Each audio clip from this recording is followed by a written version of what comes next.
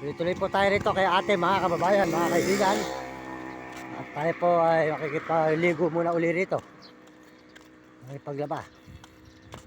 Yan. Ito po yung walong magkakapatid na ating tinutulungan, mga kababayan.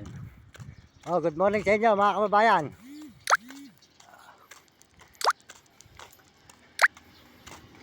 Ate, good morning. Makikilaba ko uli sa'yo. Makikilaba. Okay, salamat. Ito, bigyan ako ng bigas. Ito, meron kayo sa taing. Nako, kuya. Oh. Huwag kang mag-alala, konting tiis na lang.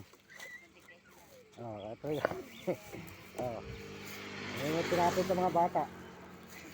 Dumating ako dyan kagabi. Hindi na may nagbigay ng bigas. Sayang mo. Meron kayong kainin. Ibigay ko na sa inyo lahat. At si ate naman may tindahan. Kaya naman walang tindahan.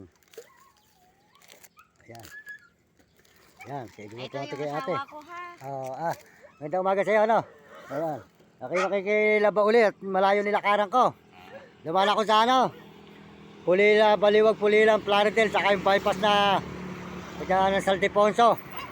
Dito ako sumulpot sa may Saldiponso, yung likod ng bahay pare, may daan pala dyan. Ayun, doon ako dumaan, ayan. Papunta naman ako ng Sambales. Hindi, binalagan ko noon yan, di ba yung may itik doon? Di ba yun ang paano? Yung may itik. Hindi ba siya yung noon pa yun, matagal na yun.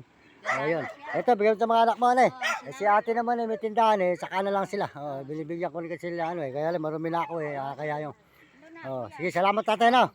Salamat boss, sige, salamat Ayan, kahit pa paano, ayan, pag mayroong nagbigay ng bigas, bibigay ko sa iyo, huwag kang mag-alala ate, konting tiis na lang tayo.